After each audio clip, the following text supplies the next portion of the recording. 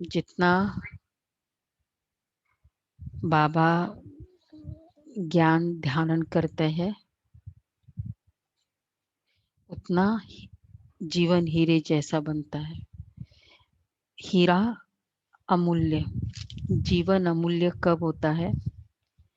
जब जीवन किससे बनता है? संकल्प, शब्द। कहते हैं ना जीवन भर मैं नहीं भूलती, तो जीवन भर क्या है? अगर हम देखें बातचीतें तो कितने लिमिटेड करेंगे हम, लेकिन संकल्प पूरा जीवन है।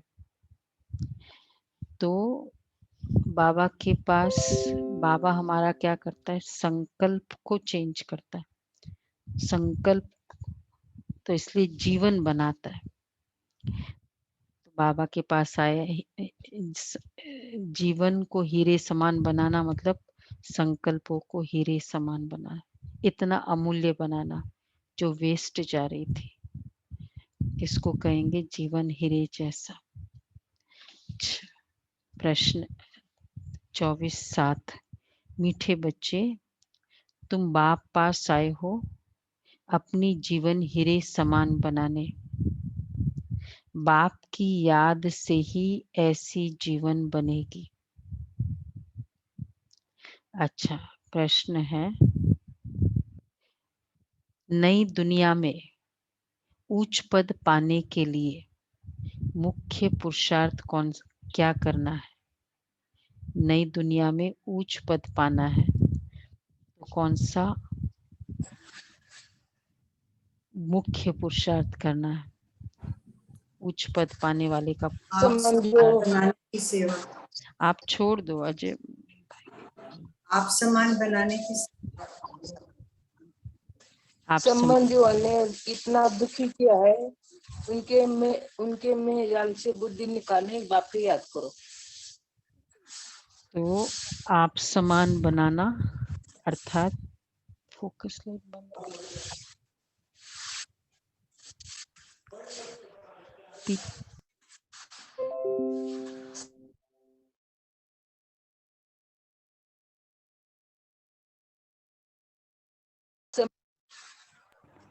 बाबा कह रहे हैं जिन पुराने संबंधियों ने दुख दिया, मेन पुरुषार्थ क्या है?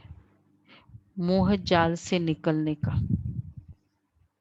मैं और मेरा जिस दिन मेरा कंफर्म्ड चेंज आ जाए, मैं आत्मा, बाबा मेरा, तब कहेंगे रियल चेंज है। तो जिन पुराने संबंधियों ने इतना दुख दिया, उनसे बुद्धि योग निकालना। अब उनके मोहजाल से बुद्धि को निकाल एक मुझे याद करो। उनके साथ रहते भी मन को मेरे में लगाओ। स्लो करो इसको। उनके साथ रहते भी मन को मेरे में लगाओ, इसको कहेंगे बुद्धि योग निकालना।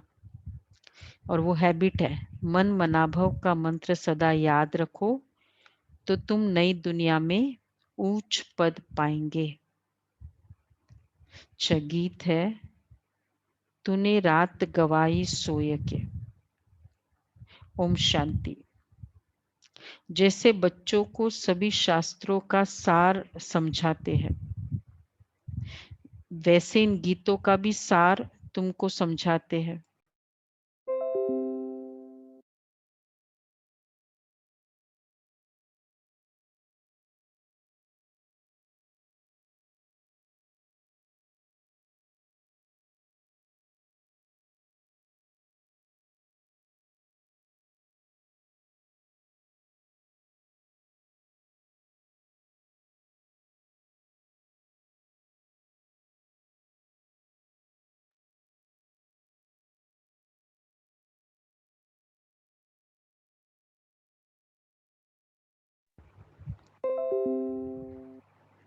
तो बाबा कह रहे कि वही सबका, तुम जानते हो हमारा हीरे जैसा जन्म बन रहा है। बाप के पास आते ही हो हीरे जैसा जन्म बनाने। हीरे जैसा जन्म कहा जाता है स्वर्गवासियों का, कौड़ी जैसा जन्म है नरकवासियों का। हीरे जैसा जन्म जो स्वर्गवासी है। तो स्वर्गवासी कौन है? क्योंकि जिनको एक एक संकल्प की वैल्यू है, वो है हीरे जैसा जन्म। और क्या जन्म है हीरे जैसा? जो संकल्पों को, जीवन जो है उसको वेस्ट कर रहा है, वो तो हीरा नहीं। हीरे को वेस्ट करते हैं हम? हीरे को ऐसे यूज करते हैं? हीरे को तो शो करेंगे। तो संकल्पों को जो कीमत, हीरे की तरह जो कीमत रखता है, वैल्यू रखता है, तो हीरे जैसा जन्म कहा जाता है स्वर्गवासियों का। और कौड़ी जैसा जन्म है नरकवासियों का। तुम संगम युग को भी जान चुके हो, हम अभी संगम युग वासी है। ये संगम युग सबके लिए कल्याणकारी है। इस संगम युग में ही सर्व का सद्गति दाता, सर्व की गति सद्गति होती है। कौन करते हैं संगम युग में सबकी गति सद्गति? कौन करते हैं? कौन करते हैं? परम धाम से आने वाला मुसाफिर, ये सबकी गति सद्गति करता है। वह फिर कल मुसाफिर है ना, तुम मुसाफिर नहीं हो। बाबा मुसाफिर है। मुसाफिर मतलब आना और जाना। तुम आकर जाते नहीं हो, इसलिए मुसाफिर नहीं है। बाप कहते मैं पुरानी दुनिया में आकर फिर लौट जाता हूँ। मुसाफिरी का मतलब ही है फास्ट चेंज होना, उसको मुसाफिर कहेंगे ना, जहाँ फास्ट चेंज हो गए। तो हम बच्चे, सॉरी, फास्ट ऊपर नीचे जाते हैं। बच्चे जानते हैं ये सेवा करने वाला सिर्फ एक मुसाफिर है, जो आकर हम बच्चों की बड़ी सेवा करते हैं। ऐसी सेवा और कोई कर न सके जैसा ये मुसाफिर करता है। कर सकता है ऐसा सेवा बाबा? आत्माओं की सेवा करना, फीलिंग्स की सेवा करना। कौन सी सेवा है? एक है फीलिंग्स की सेवा करना, एक है कंबल की सेवा करना, ऑब्जेक्ट्स की सेवा करना, और एक है भक्ति आदि यज्ञ तप करना। कौन सी सेवा बहुत जरूरी है? अब उसमें क्या होगा, जितना, अब जैसे कंबल की सेवा है, कौन से सेक्शन को हम सेवा कर सकते हैं? कितने कितनी पॉपुलेशन को रीच करेंगे? लिमिटेड पॉपुलेशन को ही रीच करेंगे ना, जिनको कंबल की जरूरत है। बाकी सब जगह तो नहीं रीच करेंगे। तो इसलिए, और फीलिंग्स की सेवा करने के लिए कौन से पॉपुलेशन, कितनी पॉपुलेशन को रीच कर सकते हैं? तो कौन सी बड़ी सेवा हुई? लोग कहते हैं ना बड़ी सेवा, भाई ये सेवा करनी। बड़ी सेवा कहाँ हुई? जितनी ज्यादा रीच है। तो बाबा कहते हैं कि वो एक ही, वो हम पतितों की सेवा करते हैं। ऐसी सेवा और कोई कर न सके। सेवा के लिए पुकारते कि आकर हम पतितों की सेवा करो। बाप भी कहते हैं हम बच्चों की सेवा में आए हैं, क्योंकि बच्चे बहुत दुखी है। पुकारते भी है हमारे दुख हरो और शांति दो। दो चीज हमेशा याद रहती है, सुख और शांति। यहाँ दुख और अशांति है, तब पुकारते हैं।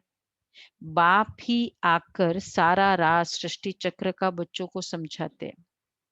बच्चे समझते हैं अब भक्ति मार्ग खत्म होता है, कलयुग का अंत माना, भक्ति नीचे उतरती आती है। ज्ञान से तुम्हारी चढ़ती कला हो जाती है, तुम ऊंचते ऊंच पद पा लेते हो। फिर वह प्रारब्ध का सुख कम होता जाता है। भक्ति में, भक्ति तो भारत में कितनी होती है? जितनी होती है उतनी और कहीं नहीं होती है, भारत में जितनी भक्ति होती है। तो आधा कल भक्ति चलती है। जब से द्वापर शुरू होता है और दूसरे धर्म स्थापन होना शुरू होते हैं, तब से भक्ति शुरू होती है। तो भक्ति भी मुझे लगता है धर्मों के पहले से शुरू हो गई ना। जैसे ही आत्मा भूल गई परमात्मा को, मतलब वो आत्मा की पावर को भूल गई, तो पुकारना शुरू किया। पुकारना शुरुआत हुई मतलब भक्ति शुरू हुई। वो धर्म स्थापन होना, वो चलो वो आत्मा आई, वो बाद में की बात है, क्योंकि वो धर्म स्थापक की आत्मा आएगी भी उसके बाद, कई समय के बाद वो टीचिंग्स शुरू होती है ना। तो कलयुग का अंत माना भक्ति नीचे उतरती जाती है।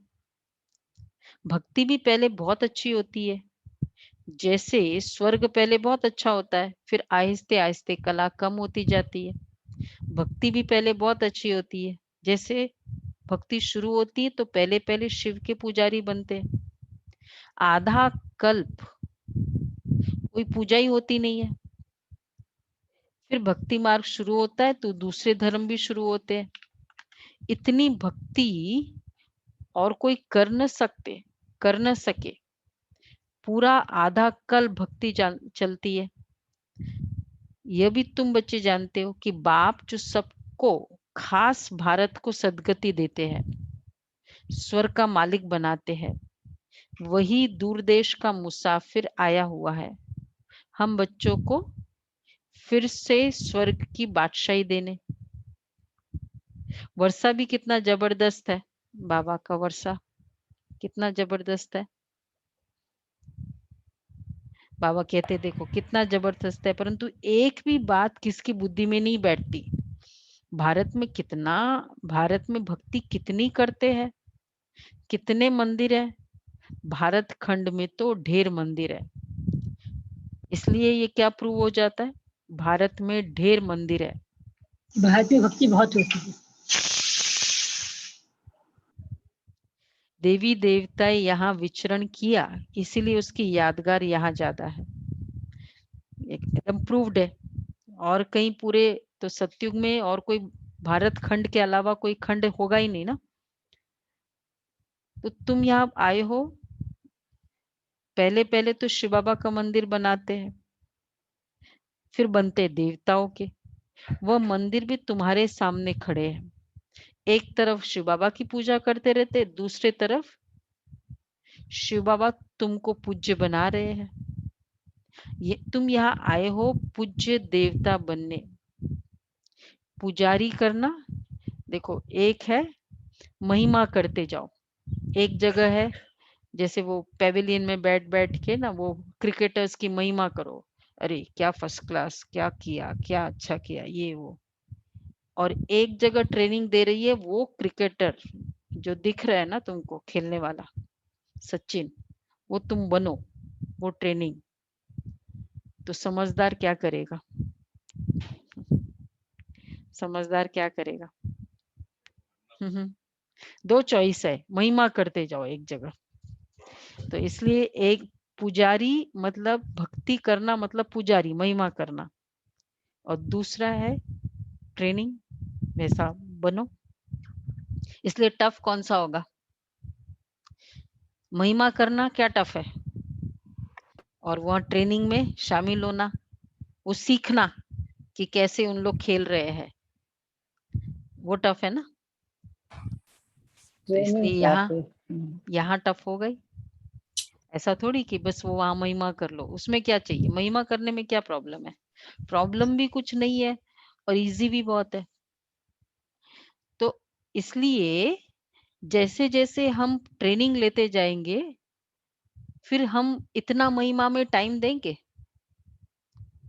महिमा करने में ट्रेनिंग लेते जाएंगे, फिर हमारा हर कर्म जो ट्रेनिंग ले रहा होगा ना, जस्ट इमेजिन करो वो क्रिकेट की ट्रेनिंग ले रहे हैं ना, तो अब महिमा करने वाला जो ऑब्जर्व करेगा और जो ट्रेनिंग लेने वाला वो क्रिकेट जो बैटिंग को ऑब्जर्व करेगा, क्या फर्क होगा? वो भी देख रहा है, वो भी देख रहा है, क्या फर्क होगा?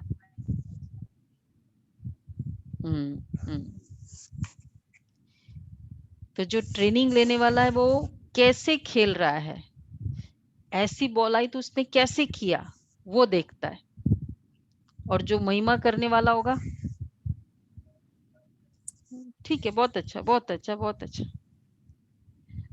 तो इसलिए अब जब वो, अब उसको महिमा, वो महिमा अब उसको वैसा ही करना है जैसे उसने खेला है, तो वैसे ही हमें करना है जो देवी देवताओं ने किया। श्री कृष्ण ने अकासुर को मारा, बकासुर को मारा, कंस को मारा, रावण को मारा, राम ने रावण को मारा, अब मैं क्या रावण को मार रही हूँ, ये देखना। और एक है गा दिया ओम जय जगदीश हरे। तो इसलिए अब जैसी तो हायर कौन सा हुआ, हायर कौन सा होगा, खुद ही सोचो, कोई ज्ञान नहीं बोल रहा है, खुद सोचो उसको। ट्रेनिंग लेने वाला हाईएस्ट हायर होगा। तो जब हम थर्ड स्टैंडर्ड में जाते हैं तो सेकंड स्टैंडर्ड की बुक्स रखते हैं, फिर पढ़ने की जरूरत होती है, बल्कि वो अब थर्ड स्टैंडर्ड की पढ़ाई करेंगे ना, तो ज्ञान माना हायर लेवल की पढ़ाई, बाकी भक्ति करेंगे कोई बात नहीं करो, बट फिर ये फर्क है दोनों में। तो बाबा कहते हैं तो अब तुम पूज्य बन रहे हो, और वो था पुजारीपन। हाँ, अगर पूज्य नहीं बन रहे हो तब तो पुजारी ठीक है, फिर तो ये नहीं कि वहां भी नहीं और यहाँ भी नहीं। तो तुम पूज्य बन रहे हो, एक दो को पढ़ाते रहना है, सबको बाप और सृष्टि के आदि मध्य अंत का नॉलेज सुनाना है। अच्छा, कल्प पहले जिन्होंने पढ़ा होगा वही फिर पढ़ेंगे, एक दो को पढ़ाते रहना है। सबको बाप का और सृष्टि के आदि मध्य अंत का नॉलेज सुनाते हैं, मनुष्य से, जिससे मनुष्य स्वर्ग का मालिक बन सकते हैं। सो आकर समझो। तुम बच्चों की बुद्धि में है कि यह नाटक कैसे चक्र लगाता है। आज का स्वमान है त्रिकालदर्शी, सबका पाठ समझने वाली आत्माओं, समझदार आत्माओं, त्रिकालदर्शी। तो बाबा कह रहे हैं देखो, तुमको क्लियर है कि ये नाटक कैसे चक्र लगाता है। कहानी कोई लाखों वर्ष की तो नहीं सुना सकते। तुम जानते हो 5000 वर्ष पहले क्या था, किसका राज्य था भारत में। याद आ रहा है त्रिकालदर्शी, पास्ट। हम पूज्य देवी देवताओं का राज्य था। याद आया ना कि हम पूज्य थे, याद आया सबको कि हम पूज्य थे, इतने पूज्य थे। हम फिर पुजारी बने। भाई अगर ये याद आ जाए कि मैं इतना अच्छा बैटिंग करता था, इतना फर्स्ट क्लास नंबर वन, क्या बोलते हैं उसको, नंबर वन बैट्समैन बोलते, सुपरस्टार बोलते, जो भी था, नंबर वन था, और अब बहुत दिनों से हाथ में नहीं लिया बैट। लेकिन वो आत्मा जैसे ही देखेगी ना, याद आ जाएगा, भूल गई था ना पहले तो, कॉन्शियसनेस नहीं, तो ऑटोमेटिक कैसे होगा, बैट हाथ चलेगा। इसी तरह बाबा कहते याद आया कि हम पूज्य देवता थे, कैसे देखते थे देवी देवता, पूज्य देवता। देखो लक्ष्मी नारायण को देखो, कैसे देखते होंगे वो, जब देखेंगे तो कैसे रहम की दृष्टि होगी, कल्याण की दृष्टि होगी, यही होगी ना, शुभ भावना की दृष्टि होगी। बस, तो मुझे, मैं थी, अब वैसी दृष्टि बनानी है। तो 84 जन्मों की कहानी लक्ष्मी नारायण की है। तुम अपने 84 जन्मों की कहानी सुनाते हो, उनको तो अपनी कहानी बैठ लिखने में बहुत समय लगता है। तो सॉरी, तुम 1 मिनट में 84 जन्मों की कहानी बता सकते हो। वो तो एक जन्म की कहानी लिखते, छोटेपन में क्या क्या किया, यह किया, यह भी अपनी कहानी बताते हैं कि हम 84 का चक्र कैसे लगाते हैं। एक की तो बात ही नहीं है ना, बहुत ब्राह्मण है। तुम ही इस चक्र को जानते हो। इस चक्र को जानने से तुम राजा रानी बनते हो। जो इस चक्र को अच्छी तरह से जानेगा वो राजा रानी बनेगा। इसलिए चक्र की नॉलेज बहुत क्लियर होनी चाहिए, राजा स्टेटस के लिए बहुत डिटेलिंग चाहिए चक्र की नॉलेज को। इसलिए बाबा कहते हैं ना, चक्र को जानने से चक्रवर्ती राजा बनेंगे। इसलिए हमने बहुत डिटेलिंग में की थी, वो सुपर एडवांस लेवल में ना, each and every aspect of चक्र क्लियर हो। कोई भी फिल्म का each and every aspect clear होने से क्या होगा, एंजॉय करेगा ना उस फिल्म को, और वो सबसे इंपॉर्टेंट फिल्म है, और ईच एंड एवरी एस्पेक्ट उसका पता हो तो कैसा होगा। उसी को पता होगा जो मेन होगा, या तो प्रोड्यूसर, वो डायरेक्टर, मेन तो डायरेक्टर, या फिर वो मुख्य एक्टर। इसलिए हमको, जिनको भी अच्छी तरह से चक्र का पता है, फिर वो ये नहीं बोल सकते कि ऐसे कैसे हो सकता है, पवित्रता कैसे पॉसिबल है, ये थोड़ी है, ये तो अननेचुरल है, एबनॉर्मल है। मतलब चक्र का पता नहीं है उसको, ज्ञान का पता नहीं, वो नहीं है, चक्र का ही नहीं पता। तो भक्ति भी भारतवासियों जैसी कोई नहीं करते। इस चक्र को जानने से तुम राजा रानी बनते हो और फिर औरों को बनाते हो। और जो भी मठ पंथ धर्म आदि है, वह हमारे भक्ति के समय स्थापन होते। पहले पहले हमारा कितना फूलों, छोटा फूलों का झाड़ था, 700 800 crores अराउंड, 33 भी नहीं, 9 लाख सोचो, 33 तो लास्ट में, तो कितना था, 9 lakhs। तो बाबा कहते हैं कितना छोटा फूलों का झाड़ था, रूहानी गार्डन था, याद करो। सत्युग चले जाओ, आज आने वाला है बहुत सत्युग की बातें। इनको कहा जाता है फूलों का बगीचा। कितनी कम आत्माएं थी, और वो भी एकदम पावरफुल देवात्मा है। चारों तरफ हर देवी देवताओं के पीछे लाइट, पूरे शरीर में लाइट का वो पूरा आकार दिखाते हैं ना, देवताओं के चारों तरफ लाइट का। तो जो भी देवी देवता, हम देवी देवता चल रहे हैं, पीछे लाइट का, वैसी दुनिया। तो बाबा कहते देखो, इनको कहा जाता है फूलों का बगीचा, फिर वही कांटों का बगीचा होता है। इस समय सब कांटे बन गए, तो वो लाइट का दुनिया देखा, चले गए सभी लाइट की दुनिया में। लाइट देवी देवताओं के आगे पीछे लाइट की। और अब देखो कलयुग में सारे काले, लाइट तो गायब और वो जो है वो भी काले। तो बाबा कहते कांटों का बगीचा, इस समय सब कांटे बन गए हैं। फिर कांटों से फूल कैसे बनना है, सो बाप बैठ समझाते। कैसे कांटा, एक दो को दुख देना, कांटा लगाना।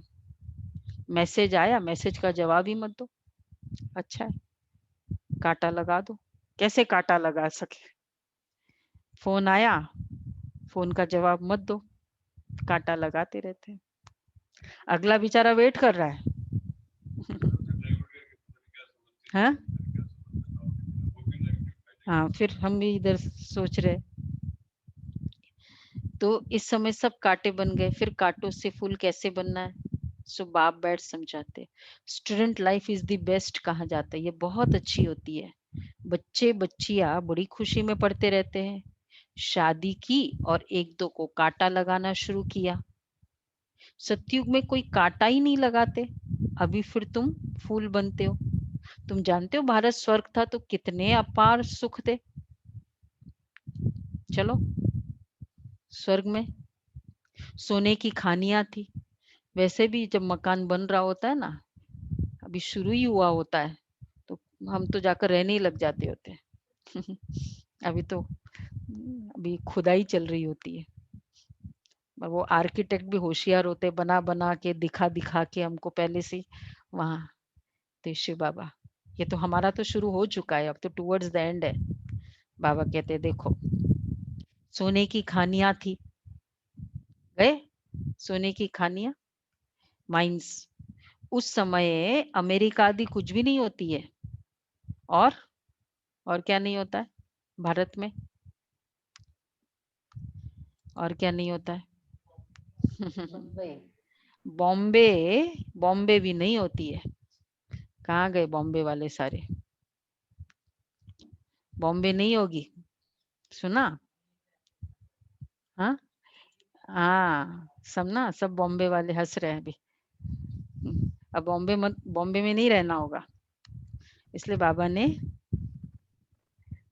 दिल्ली दरबार में आ गए ना अभी आप। कैसे गुलाब भाई, सुमन बेन? दिल्ली दरबार में वहाँ कोई पहले से ही जुड़ गए। मजे मजे है। हाँ, बॉम्बे वहां नहीं रहेगा। और अमेरिका, ये दो ही चीज अट्रैक्टिव है ना। अमेरिका आदि कुछ भी नहीं होती है, वंडर है ना। कलयुग के अंत में कुछ भी सोना देखने में नहीं आता। फिर सतयुग आदि में इतने सोने की खानियां भरतू हो जाएगी। ये सारा सोना अमेरिका ने ले लिया भारत का हमारा, इसलिए नंबर 1 बन गए। बाबा कहते देखो सतयुग आदि में सोने की खानियां भरतू हो जाएगी पूरी। अभी कुछ भी नहीं है, माइंस सोने के महल बन जाते हैं। पहुंचे सभी? वंडर है ना, वहां खानियों से कितना ढेर सोना निकालते हैं। सतयुग में कौन बनेगा, कौन जाके लेके आएगा? हम में से कोई है जो खानियों में जाके निकलेगा? कोई है? हम में वो से? डिपार्टमेंट अलग होगा ना, अच्छा हम आपका लोग नहीं, तो महल में रहेंगे ना। आपका नहीं है डिपार्टमेंट। वहां फरिश्ता नहीं है, वहां देवता है। सोने की खानियां थी, फिर अभी तो वो खाली हो गई है। फिर तुमको सोना भरपूर मिलेगा।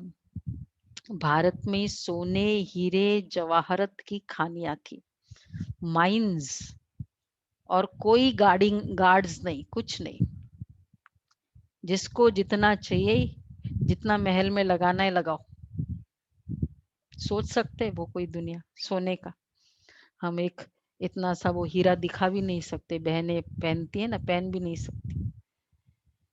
उस समय तो बाबा कहते सोने के महल बन जाते। वंडर है ना, जैसे यहाँ मिट्टी की ईंटें बनती है ना, वैसे वहां सोने की ईंटें बनती है। माया मच्छंदर का खेल दिखाते, सुना? सीमेंट वाले जिनका बिजनेस है, ईंटों का बिजनेस है ना, वहां देखो हम सोने की ईंटों से खेल करेंगे। माया मच्छंदर का खेल दिखाते ना, ध्यान में देखा, यहाँ तो सोना ही सोना है। बरोबर सतयुग में सोना होगा। यहाँ तो देखो मिट्टी की ईंटें भी नहीं मिलती है। जितनी यहाँ ईंटें, सुनो, जितनी यहाँ ईंटें पैसे से मिलती है, उतनी वहां सोने की ईंटें मुफ्त में मिलती है। रात दिन का फर्क है।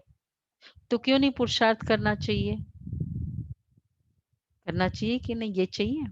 देखो कई सोचते हैं कि देखो बाबा ऐसे फिजिकल मटेरियलिस्टिक मानते हैं ना सोना आदि चीजों को।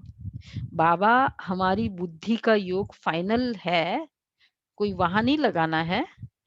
यहाँ से बुद्धि योग कैसे निकाले, इस तरह के ये इतने से में हम कैसे फंसे हुए होते हैं, इसको निकालने का मेथड ये है कि देखो वहां कितना है। और वहां होकर भी है ही नहीं कि बहुत है, मेरा है, कुछ नहीं, संकल्प भी नहीं। ये स्थिति जिस दिन यहाँ आ जाएगी ना, मतलब मेरे लिए वो सोने की वर्ल्ड कि कुछ भी नहीं है, कितना भी है नहीं। ये नहीं कि जैसे वो वाला नहीं कि क्या है, उसका देखो कितना है उसके पास, कुछ भी फील ना हो, कितना भी कुछ है कि भाई इतना बड़ा घर है, इतना कुछ है, कुछ भी नहीं, लगे ही नहीं। बस जिस दिन ये फीलिंग आ जाएगी, तो यहाँ से बुद्धि योग हटाने के लिए बाबा ये करते हैं। तो बाबा कहते रात दिन का फर्क है ना, तो क्यों नहीं पुरुषार्थ करना चाहिए नई दुनिया में उच्च पद पाने का? यहाँ मोहजाल में क्यों फंसे? ये इसलिए बाबा कह रहे हैं। बाप कहते पुराने संबंधों में तुम कितना दुख उठाते हो। बाबा ऐसे नहीं कहते कि इनको छोड़ दो, सिर्फ बुद्धि योग एक बाप से लगाओ तो तुम विश्व के मालिक बन जाएंगे। मन मना भाव का अर्थ ही है, बाहर की चीजें थोड़ी प्रॉब्लम देती है। सोना थोड़ी खराब है, धन थोड़ी खराब है, धन में लोभ माया है। बच्चे थोड़ी प्रॉब्लम है, बच्चे में मोह माया है।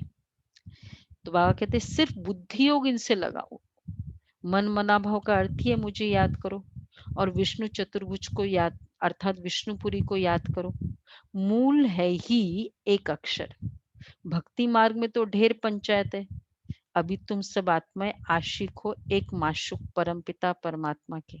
वो तुमको सुखधाम का मालिक बनाते हैं, सब आत्माएं उनको याद करते हैं। तुम हो एक माशुक परमपिता परमात्मा के। सब आत्मा, तुम रूहानी आशिक, रूहानी माशुक के एक ही बार बनते हो। बाकी तो सब मनुष्य है, जिस्मानी आशिक माशूक। कितना अच्छी बात है। स्पिरिचुअल लवर, ये एक ही बार मिलता है, बिलव्ड। तो इसका एक ही बार तुम बनते हो। बाकी मनुष्य आत्माओं के आशिक माशुक तो रहे ना हम, बिलव्ड लवर लय। कुछ मिला उसका? किसी को कुछ बेनिफिट हुआ उससे? फंसे ना, इसलिए कहते हैं फॉल इन लव। वो लव नहीं होता है, फॉल करते हैं हम, गिरते हैं उसमें। और ये है राइज, परमात्मा के आशिक लव। ये लव हमको लवली बनाता है। वो लव हमको या तो दर्द खुद के लिए क्रिएट करेगा या ईगो क्रिएट करेगा। तो वो लव हमको लवली इसलिए नहीं बनाता है। नहीं, साथ में रहते तो भी रोना, ये दोनों तो है ही। तो बाबा कहते हैं अभी तुम सब आत्मा आशिक हो। अभी बेहद के आशिकों को बेहद का माशूक आकर मिला है। उनको कहते भी आओ आकर हमको पतित से पावन बनाओ। एक को ही पुकारते। तुम जानते हो हमारी आत्मा पतित बनी है, इसलिए पुकारते हैं हे पतित पावन आओ। कुंभ का मेला लगता है, कितने जाकर गंगा स्नान करते हैं, फायदा कुछ भी नहीं, पावन कोई भी बनता नहीं कुंभ के मेले में। अभी बाप आकर ज्ञान वर्षा करते हैं, तुम्हारे ऊपर ज्ञान की वर्षा हो रही है, जिससे फिर कांटों का जंगल फूलों का बगीचा बन जाता है। तुम जानते हो जब हमारा राज्य होगा क्या होगा? याद करो क्या चीज होगी, क्या चीज नहीं होगी। जब हमारा राज्य होगा, हम राज्य जब करेंगे, तब और कोई धर्म नहीं होगा और कोई राज्य नहीं होगा, कुछ विकर्म नेगेटिविटी नहीं होगा, नहीं, बहुत है इसके तो। दुख नहीं होगा। जब हमारा राज्य होगा तो वहां कोई पतित होगा ही नहीं, एक भी इम्प्योर, इतनी सी भी किसी की दृष्टि जाए वो आत्मा ऐसे होगा। जैसे यहाँ मधुबन में जाते हैं ना सब, विशेषकर जब कन्याओं का ट्रेनिंग होता है ना, वो वहां की दुनिया से आई हुई होती है, लौकिक दुनिया से, और मधुबन में आते हैं तो पूरी अलौकिक दृष्टि। यहाँ तो है तो वही ना, भाई बहन वही, उसी दुनिया के भाई बहन आए हैं ना यहाँ। तो कैसा लगता है वो दुनिया, वर्ल्ड अलग लगता है ना किसी की वैसी दृष्टि में। वहां कोई पतित होगा ही नहीं, हमारा राज्य। सारे विश्व पर ज्ञान वर्षा हो जाती है, सब कुछ हरा भरा हो जाता है, खानियां भी हीरे जवारों की नहीं बन जाती है। ये खानियां भी पूरा हीरे जवारों की। तो सोच सकते हैं ना कितना, जब दृष्टि वृत्ति चेंज हो जाती है, वहां प्रॉस्पेरिटी, जहां सुमति तहां संपत्ति नाना। ये संपत्ति का बेसिस है सुमति। जहां विपत्ति तहां, जहां कुमति तहां विपत्ति निदाना। तो विपत्ति डिफिकल्टीज का कारण है कुमति, बोलते भी है। तो जितनी प्योरिटी उतनी प्रॉस्पेरिटी। अगर कमाई नहीं हो रही हो ना, ये हो रहा है, ये प्रॉब्लम है, और या तो कमाई को एंजॉय नहीं कर पा रहे हैं, उसका रीजन है इम्प्योरिटी। बाबा कहते हैं तो खानियां भी हीरे जवारों की नहीं बन जाती। अब तुम बच्चों को कितनी खुशी में रहना चाहिए, सम्मुख देखते हो बेहद का बाप बैठ समझाते हैं कि तुम मुझे याद करो तो तुम्हारे विक्रम विनाश होंगे। भल तुम कहाँ भी बैठो, स्नान करो, बुद्धि में बाप की याद रहे। वहां तो याद करने की फुर्सत है, बाप को जितना याद करेंगे उतनी कमाई है। चलो, मैं त्रिकालदर्शी आत्मा, सामने बाबा, इमीडिएट बाबा की तरफ दृष्टि।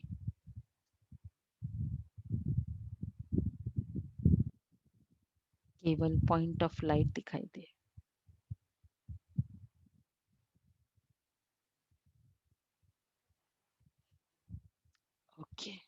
तो जितना बाप को याद करेंगे उतनी कमाई है। एक संकल्प किया वो कमाई हो गई,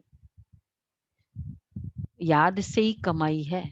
ऐसे कभी नहीं सुना होगा कि याद से कमाई होती है, कुछ करने से कमाई होती है। याद करने से कोई चीज को कमाई होती है, ऐसे कभी सुना? भाई तुम वो क्या इंडस्ट्री को याद कर लो, फैक्ट्री को याद कर लो, कमाई हो जाएगी। या किसी मनुष्य को याद कर लो, कमाई हो जाएगी। कोई अच्छे इंडस्ट्रियलिस्ट को याद कर लो, कमाई हो जाएगी। पर बाबा कहते हैं याद करने से ही कमाई होगी, याद में ही कमाई है। बाप को तो इस रथ में आकर सिर्फ नॉलेज देना है, तुम विष्णुपुरी के मालिक बन जाएंगे। तुम जानते हो हम आत्माओं का बाप निराकार है, उसने इस शरीर का आधार लिया है। भागीरथ का भी वर्णन है ना, भाग्यशाली रथ, जिस रथ पर परमपिता परमात्मा की परम आत्मा सवार होती है। आत्मा का रथ जब तैयार होता है तो झट आत्मा आकर प्रवेश करती है। बाप को तो इस रथ में आकर सिर्फ नॉलेज देनी है। इनके बहुत जन्मों के अंत के जन्म में जब वानप्रस्थ अवस्था होती है तब बाप कहते मैं आकर इनमें प्रवेश करता हूँ अथवा इस रथ में विराजमान होता हूँ। बाकी कोई घोड़े गाड़ी के रथ की बात नहीं है। अभी तुमको ये ज्ञान मिला है, बाप बैठ सम्मुख तुम बच्चों को समझाते हैं, तुमको तो बहुत खुशी होनी चाहिए। आईसीएस का इम्तिहान पढ़ते तो बड़ा नशा रहता है, वो होता है सबसे उच्च इम्तिहान। तुम्हारी भी ये पढ़ाई है, ये भगवान की पाठशाला है। अब प्रश्न उठता है, देखो आईसीएस की पढ़ाई करते हैं ना, वो आईएएस है आजकल, वो इंडियन एडमिनिस्ट्रेटिव सर्विस, वो पढ़ रहे होते हैं, हालांकि क्वालिफाई होना जरूरी नहीं है, तो भी कितना नशा चढ़ता है। क्या बोलेंगे सबको? बोलने में भी कि आईएएस की पढ़ाई पढ़ रहा हो, ये भी बहुत ऑर्डिनरी नहीं मानते। तो हम कौन सी पढ़ाई पढ़ रहे हैं? क्या कहेंगे? देवता बनने की पढ़ाई पढ़ रहे हैं, बोल सकते हैं? नशा चढ़ेगा? देवता बनने की पढ़ाई है ये। सोचते हैं बोलेंगे तो फिर लोग पकड़ेंगे कि देखा ये क्रोध करते हो, देवता है। तो ये भी होता है, इसलिए बोलते नहीं होंगे। कौन बोलता है मैं देवता बनने की पढ़ाई पढ़ने जा रहा हूँ? एक होता है ब्रह्मा कुमारी इसकी मुरली सुन रहा हूँ, एक होता है देवता बनने की पढ़ाई पढ़ने जा रहा हूँ। कोई बोलते? क्या हुआ? सभी साइलेंट। दीदी बोले भी तो उनको सही नहीं लगता है, देवता हम बनने वाले बोल के। अच्छा अच्छा, तो इसलिए तो ना हमारी यूनिक डिग्री है ना, उनको लगे न लगे हम बोले। वो बोलते हैं देवता अलग है, हम हाँ, अलग वो जानते नहीं है ना। पर जानते नहीं, हम इसलिए चलो फील करें, हम फील करते हैं कि देवता दीदी ये तो अपने मन में समझना है कि अपने हम देवता बनने हाँ की देवता बनने की पढ़ाई पढ़ रहे हैं हम।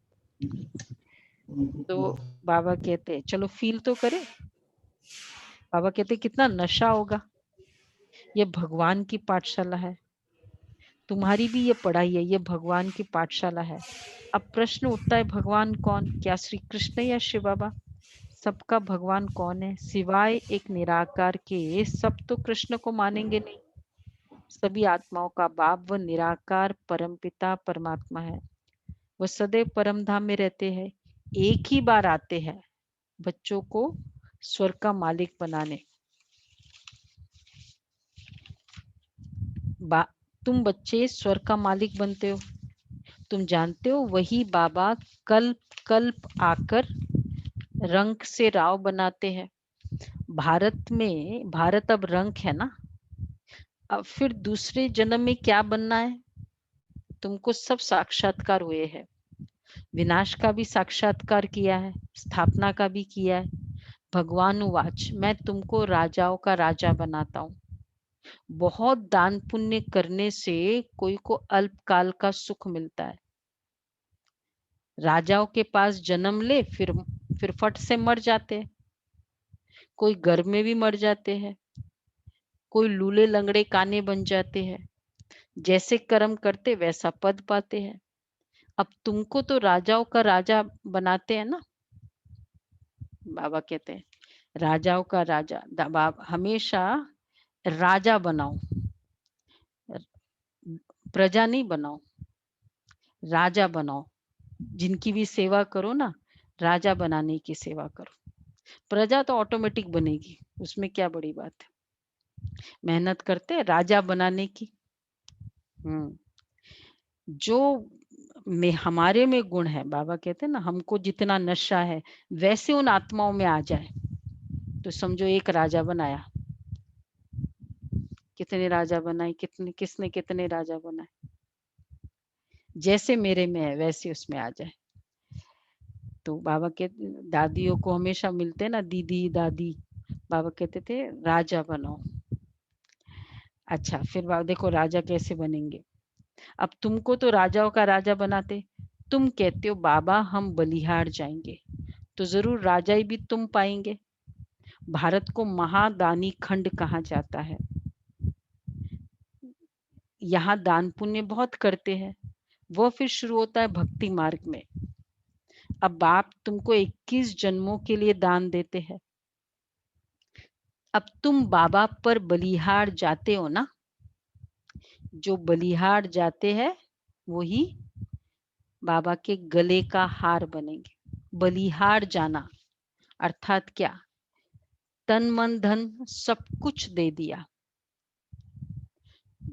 फिजिकल थोड़ी है कि कोई लाकर दे देंगे सारा कुछ, लेकिन तन मन धन दे दिया। अच्छा, कितने हैं बलिहार जाने वाले?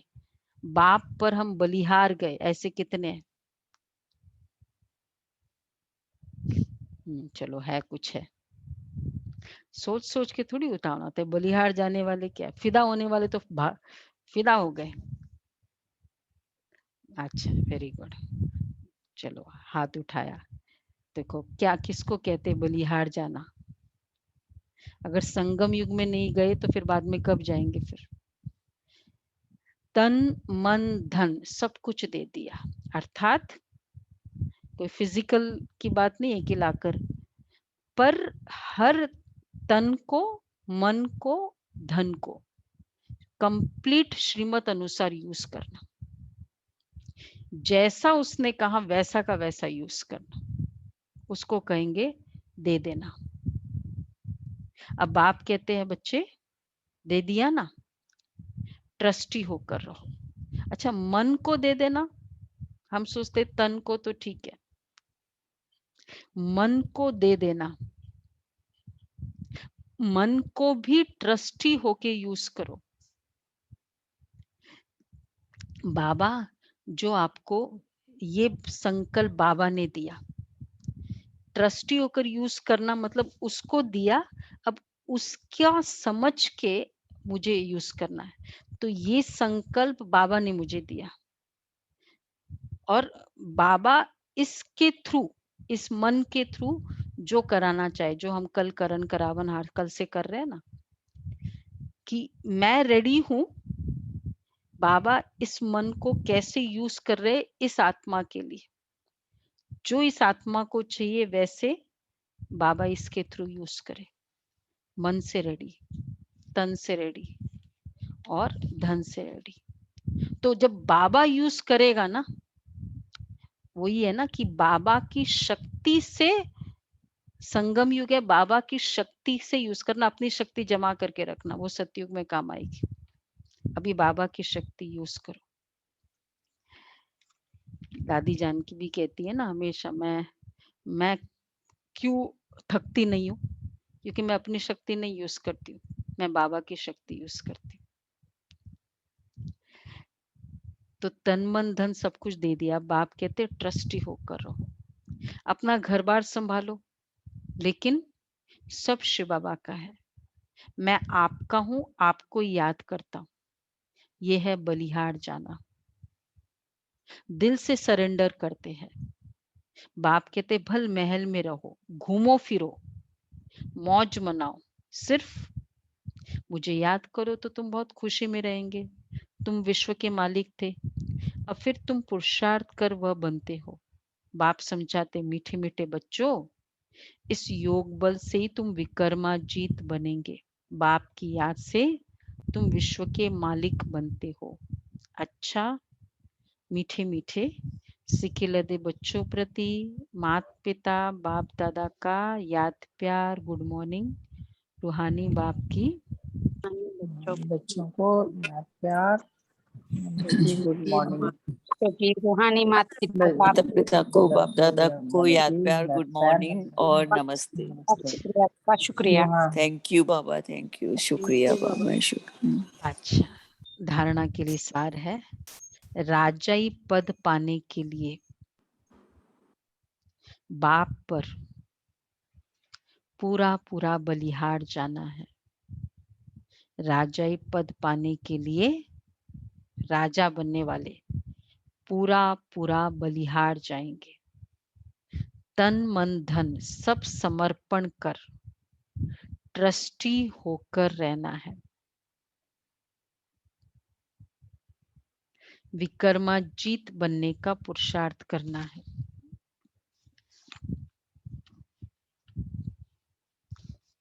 दूसरा है याद में ही कमाई है इसलिए निरंतर याद में रहने का पुरुषार्थ करना है। ऐसा रूहानी फूल बनना है जो फूलों की दुनिया का अधिकारी बन जाए। अंदर में कोई भी कांटा न रहे।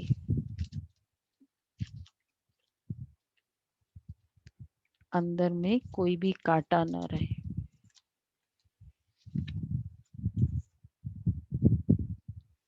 अच्छा वरदान है त्रिकालदर्शी स्थिति में स्थित रहे सदा अचल और साक्षी रहने वाले नंबर 1 तकदीरवान भव।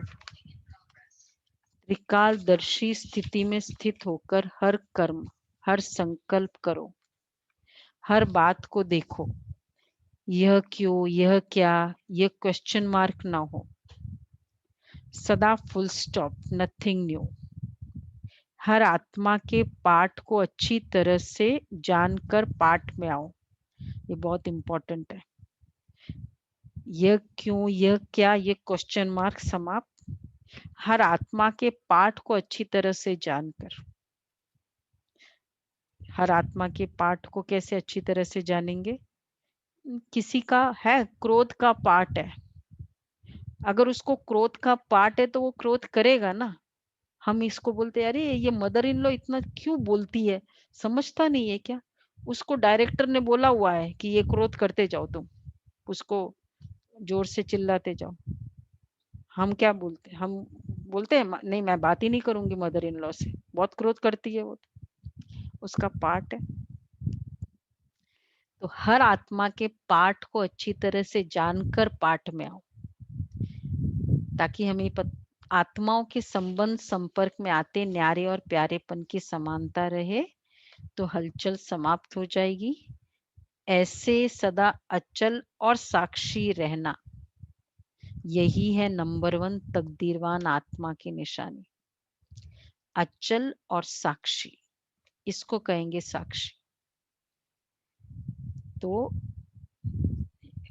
मैं ये साक्षी स्थिति अचल हर आत्मा के पाठ को जान गए।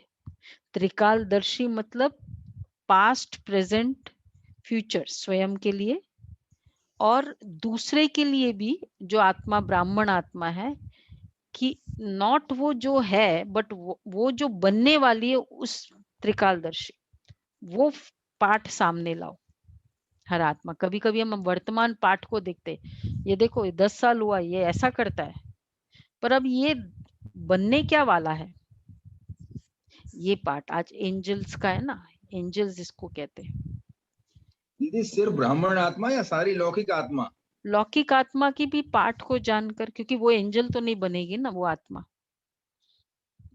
इसलिए उसको एंजल मतलब ब्राह्मण आत्मा तो कंफर्म्ड एंजल बनेगी पर ये बाबा का बच्चा बनेगी इस फीलिंग से वो उस आत्मा के पाठ में आए और फिर वर्तमान पाठ को देखकर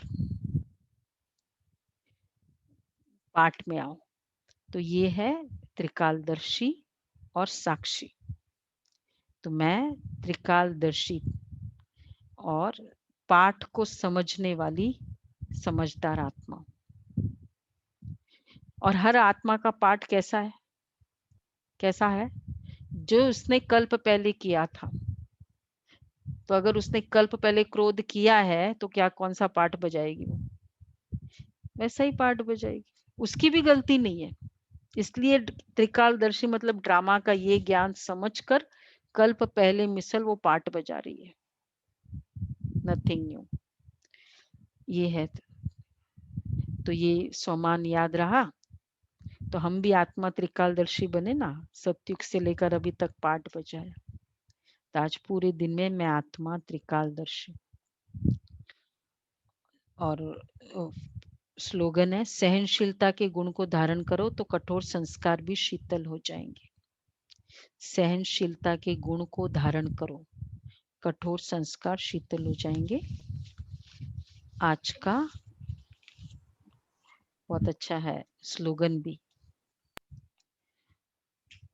सहनशील बनने वाला कठोरता को अपने कठोर संस्कार, सहनशीलता कौन सी? बाबा वाली सहनशीलता, ब्रह्मा बाप का दूसरा कदम वाली सहनशीलता। अच्छा, आज है 24। विशेष याद की यात्रा को पावरफुल बनाओ, ज्ञान स्वरूप के अनुभवी बनो। आप श्रेष्ठ आत्माओं की शुभ वृत्ति व कल्याण की वृत्ति और शक्तिशाली वातावरण, अनेक तड़पती हुई भटकती हुई पुकार करने वाली आत्माओं को आनंद, शक्ति और शांति की अनुभूति कराएगी। देखो, हमारी शुभ वृत्ति, कल्याण की वृत्ति आत्माओं की भटकते हुई फीलिंग्स को सुखमय फीलिंग्स में चेंज करेगी। ये है याद की पावर। अच्छा, इसलिए कल की मुरली याद की है, बहुत शक्तिशाली मुरली है।